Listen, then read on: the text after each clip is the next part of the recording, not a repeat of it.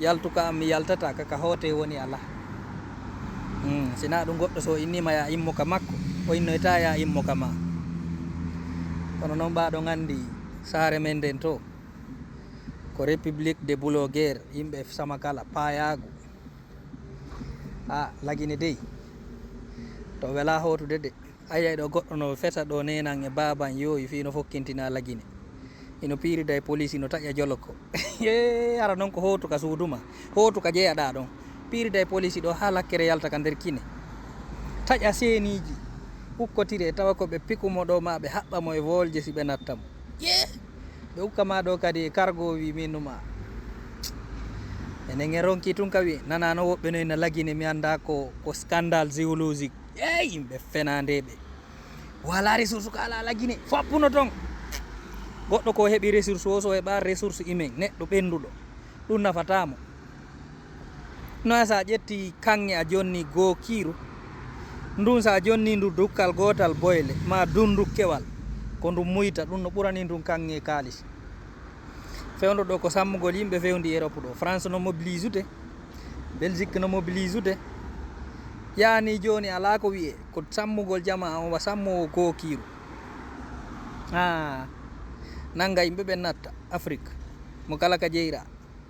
o to yay ɗo tawa ka aduna o fokkiti ɗo mo kala heƴay ka mum ɓa noon enon ɗi guine ɗen andi ala ka yiwɓe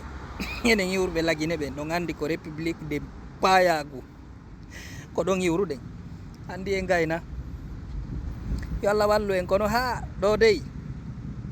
kala ngal memuɗen ko ñuuƴi en nani joni sen dogi lagine en daɗata sen ardi he kadi en daɗata ko no kerdeten. Donald Trump no dari no menasa yimɓe mi nattete mi haɓɓete antugi avion mi hokke ngal mi hay ko yaw ɗon no gasude. France no mobilise ude ga gendarme e douanier e police e ɗuma fof no ɗaɓɓita yimɓe a ɗaɓɓo kullo e burure. Belgique kadi fokkintini inni on ko aduna on fokkiti ɗo mo kala ƴey kamum ay nde fofere nde rondiɗen enen o sagataɓe fulɓe en sakkitoray sortosoɓe ɓa ɓeya kanko eno ñamude ngenari ɓen ɗon simandu on hiɓe organise kala fenowo ma yennowo ma naafiqijo yennayɗo men menen yenna leñol amen ɓe ƴetta on ɗon ɓe ɓanna kono kamɓe on ɓe joynade de par ce que alamo maɓɓe ala galleji Europe ga ma Amérique ma partout d'ailleurs Canada nokkuyen ɗin fof ɓiɓɓe maɓɓe ko towne janggude ko enen ko jooɗi ɗo no doga nayna lagine ala ko ala lagine je suis fier d'être guinéen anda suusi wiide ɗa woni fier lagine ka andanɗa hoorema e maaro ma ko Bangladesh wata maaro ko ñamata ko Bangladesh e Pakistan India ɗum ɓe nokkoyta toon ɓe addana o ko addugol ɗo pénal ina no addani on usine otoje woko mi anda usine ko marque honnode ko Nimba nani fenade guila lagine wi wono udditi usine oto ɓakke bare ha hande goɗɗo yaal otowal maɓɓe no doga ka travaux a ɗaɓɓay ɗum aron ka ɓe yeɓe ɗaɓɓoy ɗo capoy kay mi anda ko Algérie ɓe hoccoy koye haɓɓi caravati koye fena ɗo kankoy ko kamɓe woni jooma usine on ko kamɓe occupé e société lagine no yurmi leydi men ndi woni fof fenay hina salli hina imamu hina lanɗo hina police ko fof woni nduluji ko fenugol penale ɓakke tun yimɓe ɓen wuuri ha fenɗo ko ramasugol jama on fewndiga nani